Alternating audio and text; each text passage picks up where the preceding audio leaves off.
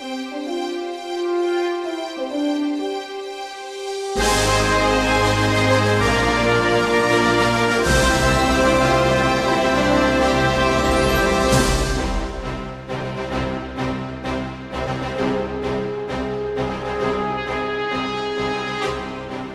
there, and welcome to the Time Machine with Trish and Mike. I'm Mike. And I'm Trish. And you're better this week. I'm so proud of you. I'm just going to go so quick.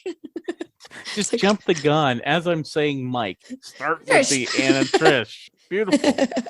Beautiful. It only took us 38 episodes, but hey, we got the timing right on that. We're here. Yeah. We are here once again for another week of fun. Yeah, hard to believe it's like the last week of October. Almost. I mean, well, we're coming into the 20, like what? The 31st is a Sunday? Yeah. So we're the 21st. Yeah. So we're like a week and a half. So it's the last full week in October. Yes. There we go. We can say that. That counts. It'll work. And you are off for some fun coming up soon, though. Yes, this weekend I'm getting to go to another convention. This one's a Spooky Empire. It's more like a horror Halloween themed con. It's actually the first time I'm going for the full weekend. Normally I just do this one for a day, so this will be kind of fun. So it'll be a good time. And then you got some spooky outfits ready. We will. We'll just have to tell people to stay tuned and see. Be a surprise. What I have, maybe go mystery, maybe. And so that's coming up. How about you? Anything exciting this weekend?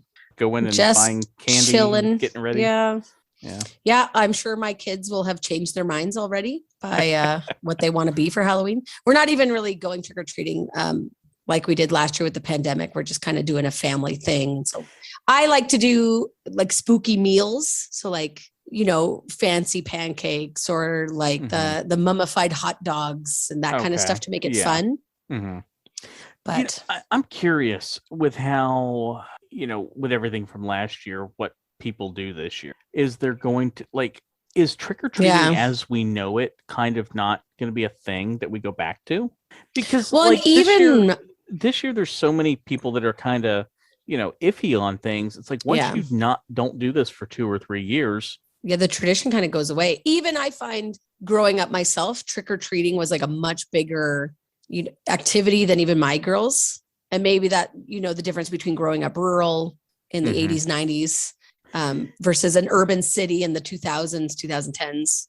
Yeah, and it seems to me that even prior to COVID, there was a lot more of a push for more community-based events as opposed to trick-or-treating. Like you'd have more fall festivals or harvest festivals or trunk or treat type things versus. Yeah, I learned about trunk or treat from another friend that lives in Florida. Where did my friend lives in, what's that place up by Tampa? Started with a P. We've talked about it before. Pinellas County? Pinellas County. That's where she lives. All right, and she would always do this trunk or treat. And I'm like, what is a trunk or treat? But now I know. Maybe it's more an American thing. And maybe it's even just an East Coast thing. I don't know. But and for you guys too, your weather is so much nicer. Like here we can have like one Halloween, I took Adriana trick or treating and we had 3 feet of snow. So you're in your snowsuit with like a little witch's hat on. And we ended up going to the mall and it was terrible. It was awful. I hated it.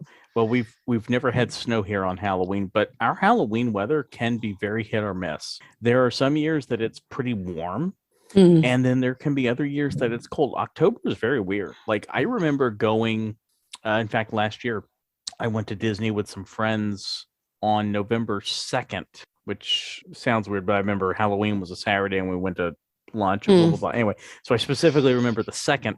Like I wore a jacket all day. I don't think it got above 60. So that shows that's like 15 for us. Yeah, which I mean that's 2 days later, but that just goes to show you that time of year can be very hit or miss. Like at night, it was pretty cool. Like if you were iguanas were falling, is what you're saying.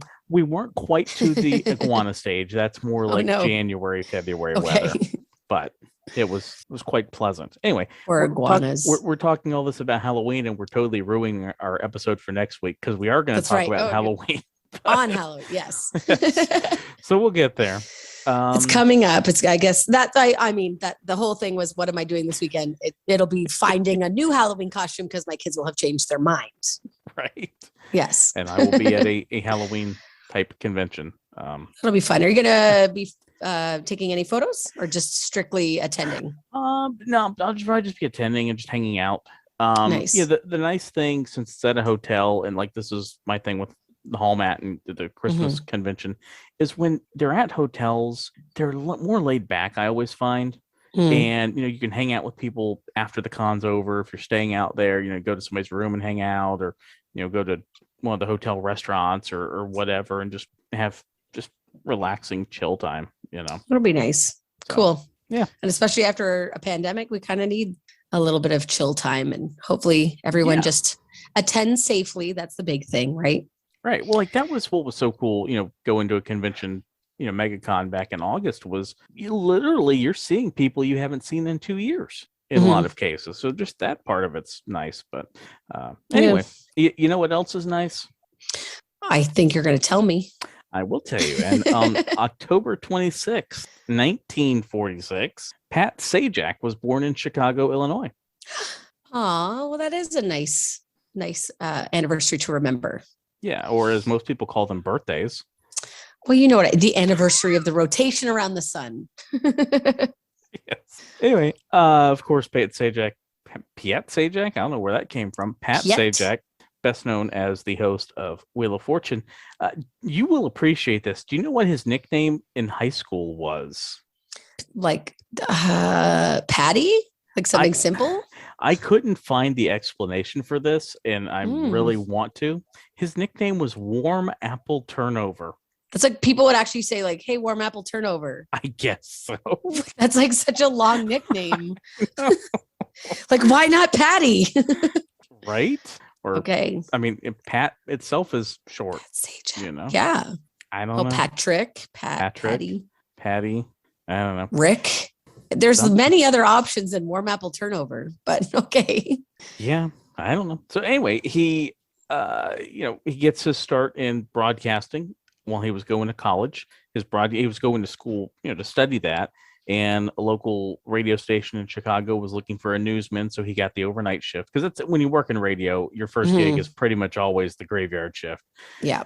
He then later joined the Army and was actually in Vietnam. And get this, I didn't know that.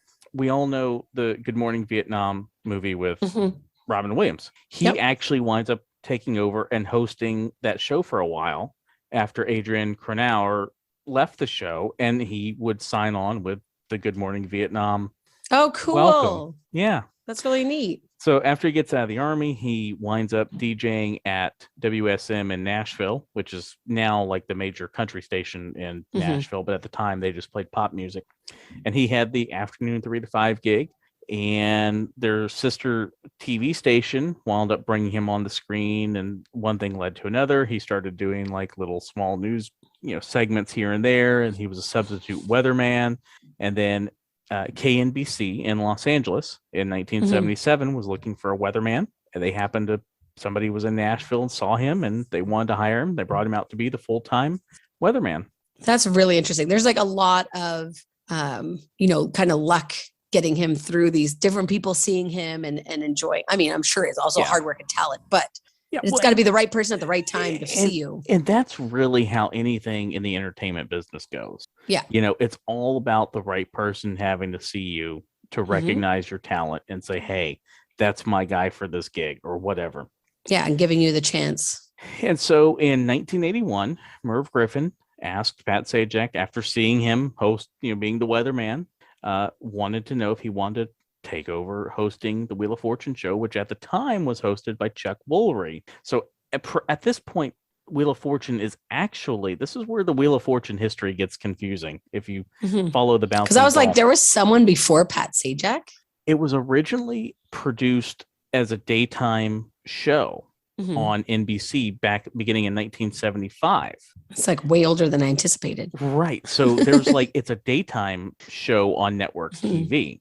Later in the 80s is when they begin the syndicated primetime version that we all know nowadays. But there was a daytime version as well. And went over to CBS for a little while and went back to NBC, and eventually in the early 90s, the daytime version completely went away. But so Sajak has always hosted the primetime, nighttime syndicated one that we all know. And the president of NBC wasn't on board with it because he thought he was just like a local weather guy. He's like, "Now this guy doesn't have what it takes." Well, that guy wound up getting the boot because NBC programming was going down the tubes at the time. So clearly this guy was making quite a few mistakes in judgment. Exactly. So Merv Griffin gives Sajak the job, and the rest, of course, is history. And that's so cool. Sajak was actually honored by the Guinness Book of World Records as the longest running host of any game show. Because I thought for sure when you said there was someone before him, I'm like, there's no way, but that makes sense with the daytime version. And he's hosted now Wheel of Fortune longer than Bob Barker hosted The Price is Right. Wow. Pretty cool. That's like way more than I ever thought Pat Sajak did, right? Oh, his whole career. The whole career, like going to Vietnam and being in radio. That's really cool. Yeah, and he's had some other TV shows here and there over the years, but nothing that's really kind of lasted more than a year or two. But obviously The Price is Right. Hello. Wheel of Fortune has done pretty well for him. And so the original host of Wheel of Fortune, like I said, was Chuck Woolery, who had hosted it up until when Pat Sajak. Of course, Chuck Woolery has hosted a ton of game shows as well. And he hosted it up until Pat Sajak took over. However, there was a week in August of 1980 that Chuck wasn't able to host. I guess I don't know if he was sick or there was other commitments or something. So do you know who actually hosted a week of Wheel of Fortune in 1981 or 1980? In 1980. Did they call Bob Barker over? Nope, but they had someone else they had somebody else who has been hosting some game shows and would later go on to be a rather iconic game show host, Alex Trebek. Oh, a Jeopardy connection, because we have talked about Jeopardy before on the show. And in fact, cool. For April Fools in 1997, Sajak and Trebek actually traded jobs for the day. Sajak hosted cute. Jeopardy, and Trebek was hosting a special 2-contestant celebrity matchup on Wheel of Fortune between Pat and Vanna. And that's so cute. Pat's wife was actually the letter turner for that day. Oh, I love that. That's cool. Who won though? Did Vanna or Pat? If I did better research, I could have that, but I don't. But here's what I can tell you. I can tell you, how much do you think the wheel weighs? Oh no, a math question, and I get these wrong so badly. I'm going to say it's going to be heavy because it looks like hefty when they're, if you could see this motion that I'm doing on the camera, when it would make for a good TikTok. I'm going to say like at least, I don't know, 300 pounds. Is it way too high? You're way off. Oh God, what's it going to actually be? The wheel weighs about 2,400 pounds. Oh my. Okay, that's like way over here. Which is about 1,100 kilograms. I mean, it's on an axis. It would be like heavy, but still manageable. Yeah, okay, it's wow, manageable. That's way heavier. It's obviously people are able to spin it, because it's just the weight and it's sitting on, to spin. It's kind of like the Price is Right wheel. I mean, I don't recall from our research how heavy that is, but I mean, but it looks pretty hefty. You can see some people have to put a little oomph into that. Well, and I'm a shorty, and I'd probably have to be like really grab on it. So, do you know how they did the letters back in the day? Because like nowadays, everything's a touch screen. Right. Like, and Vanna she used to have to flip it. In the late 90s, they went to a touch screen board so they could reset the board a lot quicker. But back in the day, they would have these trilons, which were just a 3-sided thing that spins. So you'd have the green side, which would just, be where there is no letter. You'd have a blank white side where there's a letter to be filled in, and then you'd have the letter itself that she would actually turn. Cool. So they wound up switching once the technology was there in the late 90s to a digital screen, because what would happen is every time they'd have to put a new puzzle in, they'd have to wheel the board off screen to load in the new puzzle. And it would just like the letters take so long. So nowadays they can actually record about 5 or 6 episodes in a day, whereas before probably 2 or 3. Yeah, maybe 2. Something. I did a quick Google, and apparently the Price is Right wheel, it weighs 2,000 pounds. Okay, so the Wheel of Fortune wheel actually weighs more. Now, I'm assuming that's hefty. But this is where, is that including like the base and everything of the wheel as well? I don't know. Yeah, because that could affect, because like you look at it and I go, yeah, there's electronics in it and there's lights and stuff, but like, why is that wheel 2,500 pounds? That just seems like crazy. Yeah, that's a lot. If anybody knows, if they're an engineer or designer, hit us up. Apparently Trish is completely inaccurate. I'm thinking, 300 was pretty good. I mean, I guess maybe one segment of it, if you divided it, might. That's true. I don't know. Would you like to buy a vowel, maybe? I do want to buy a vowel. And what's fascinating is I'm going to buy the vowel O for the OK Corral, because October 26th, which is actually Pat's birthday that you said, but 1881 is going to be the shootout at the OK Corral in Tombstone, Arizona, between the feuding Clanton and Earp families. Wyatt Earp, two of his brothers, and Doc Holliday gunned down two Clantons and two other associates of the Clanton family. So I thought it was interesting as soon as you said Pat's birthday. I was like, oh my gosh, I didn't realize it was going to be the same date, October 26th. So it's crazy how that works out. I'm sure we had not really discussed it overly, in much detail beforehand. So it's kind of interesting that we just did it.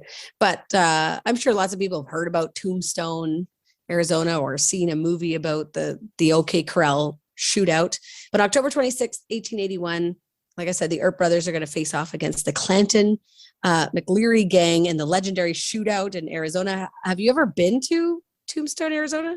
No, I have not. I think you have, though, right? Or I know you've been. No, I've only been to Mesa, Arizona. Okay, I've never been to Arizona, period. Oh, no? Yeah.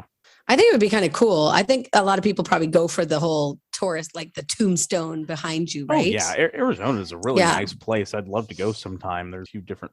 It's not like a place where there's necessarily a ton to do compared to something like Orlando, but it would just be very scenic and very nice. Although the name kind of is like Tombstone. It's like, where did this come from? And I'd have to go to Winslow, Arizona to see the statue they put there for the Eagles Take It Easy song, standing on the corner in Winslow, Arizona. So we got like a bucket list of Arizona already started. Yeah, I mean that's literally the only thing probably in Winslow that I want to do, but I got to drive by there, see the statue, play the song. It's going to be there. Yeah. Silver is going to be discovered nearby in 1877. So that's kind of where Tombstone grew because of mining, like miners coming to try and get the silver. And it actually grows into the richest mining town in the Southwest. Now, Wyatt Earp, who was a former Kansas police officer, is actually working as a bank security guard. And his brothers, Morgan and Virgil, the town marshal, are going to represent law and order in the Tombstone community. Although I didn't realize this, and the movies don't really portray it, but they had reputations of being really power hungry and kind of ruthless. So most of the movies or things that I have read often, frame them in a very, kind of knightly way, that they held themselves to a higher level, but I guess not. That's not the reputation that they had. The Clantons and the McLearys were cowboys who lived on a ranch outside of town, but they also sidelined as cattle rustlers, thieves, and murderers. So they're not really good people either. And in October of 1881, the struggle between these two groups over the control of Tombstone ends in that blaze of gunfire. So the sheriff, John Behan, who witnessed the shootout, charges the Earps and the Hollidays with murder. And a month later, the Tombstone judge found the men not guilty. So they just kind of got off. The shootout is immortalized, like I said, in many movies. So there's Frontier Marshal in 1939, Gunfight at the OK Corral in 1957, Tombstone, which is the one that I think of the most, is from 93, and then Wyatt Earp from 94. Yeah, those are definitely iconic movies, for sure. I actually had the name Wyatt and Virgil picked out if I had a boy baby, based solely on the movie Tombstone. Wow. My sister-in-law, I remember she looking at me and she was like, Virgil? Really? And I'm like, what? He's a really good character in the movie. I mean, Wyatt, I've seen people name their kids Wyatt in the last several years. So that Virgil, not a name that's really used. You don't see many Virgils. I see Wyatts. I don't see Virgils that often. No. And I mean, you can definitely see how people could misconstrue the name and make it into like not a great name for boys in general. So it's like, oh, okay, I guess I can't really do that to a son. But it's like I don't want to get in a whole sidebar on this, but there are just some names when I see, and I'm not going to name any specific names, but there are just some names where I just shake my head and I go, why are you doing that to your child?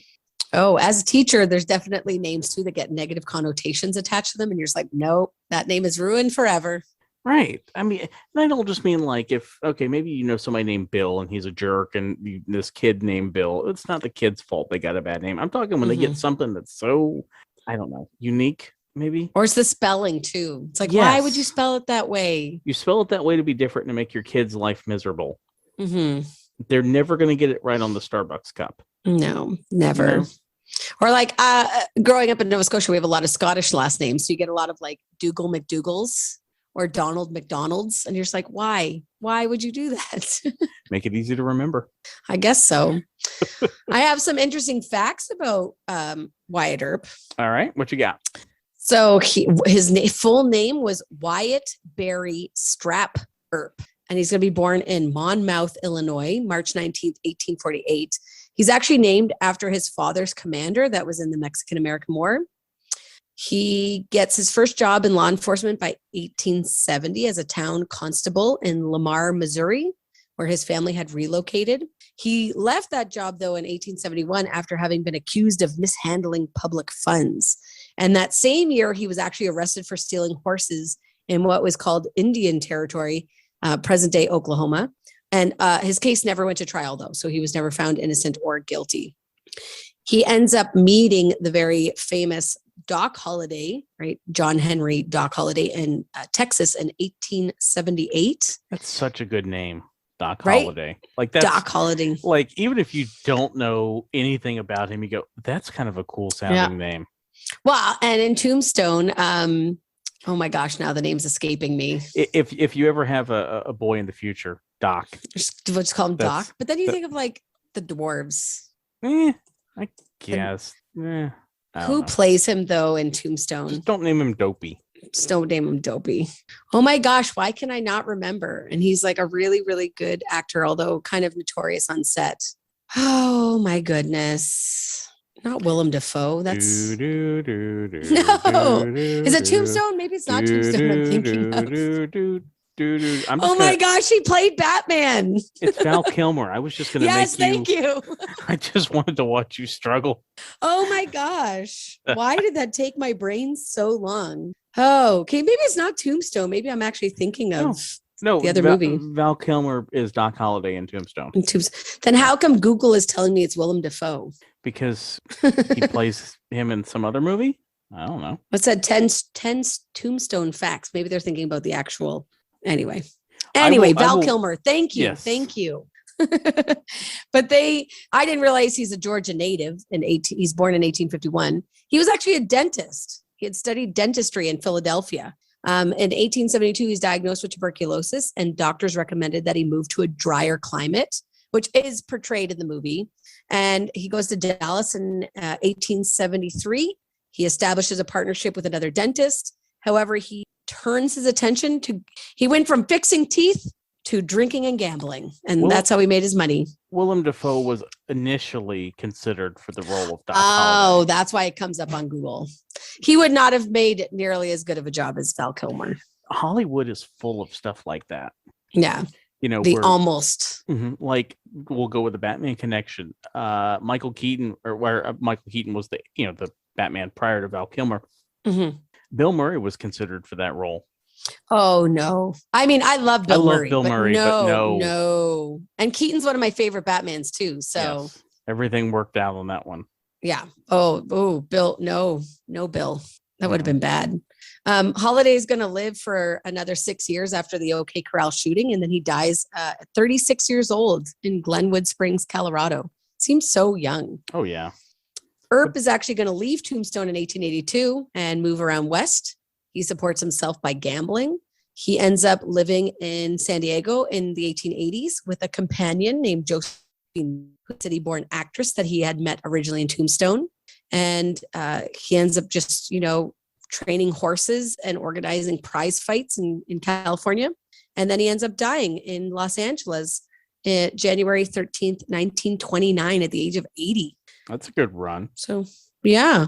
And he and his companion are cremated, and their remains are both buried at a cemetery in Colma, California. So, yeah, they never actually got married, but she called herself Josephine Earp. I was like, well, after that much time with one man, you kind of deserve to take whatever name you want, lady. Yeah, right. Well, good for them. Yeah, kind of interesting. So he actually, what's kind of neat is he actually got to talk to people in Hollywood about, which is maybe why there's this, slant in Hollywood about his character, because he was the one that actually talked to these directors and writers and gave them kind of material to use for these early movies. And of course, you're not going to defame yourself. So no, right? No, but pretty good run. 80 years old. Yeah. Very interesting life. Very much so. Yeah. And a very interesting episode for us this week. I hope so. Yeah. So you know what's going to happen now, because we've created this connection. There's going to be a puzzle on Wheel of Fortune this week about Tombstone or Val Kilmer or Wyatt Earp or something. We have already given you all the ammo you need to win at that puzzle when it comes across your path. Yes. Which is, bar trivia. Or something. But something. Anyway. The more you know, rainbow. Whoosh, yes, the star. It's actually a shooting star, not a rainbow. Well, it's a shooting star with like a rainbow trail. Yeah. So you're getting half credit on that. So yeah. Just on the Instagram, that's all. It always comes up with the rainbow and never the shooting star. Probably for licensing purposes, because somebody made the GIF or whatever. I don't know. Whatever. Yeah. The animation. Something. Come on, NBC, get your act together. Give us the real GIF. That's right. Because then we can get into the GIF versus GIF debate. Yes. Dun, dun, dun. Well, now I just want some peanut butter. If we're talking about Jif. It always comes back to food. I'm sorry. It does. Is Jif peanut butter? Is that in Canada? Yeah, but Kraft is much more popular. It's two little bears. That's the logo on the Kraft peanut butter. We don't have Kraft peanut butter down here. Well, I take that back. We probably do. It's just under, because this is the thing people don't realize about like food companies is there's really only like 4 food companies that make 90% everything of the food you eat. They just have all these different brands. So I'm saying Kraft doesn't have peanut butter.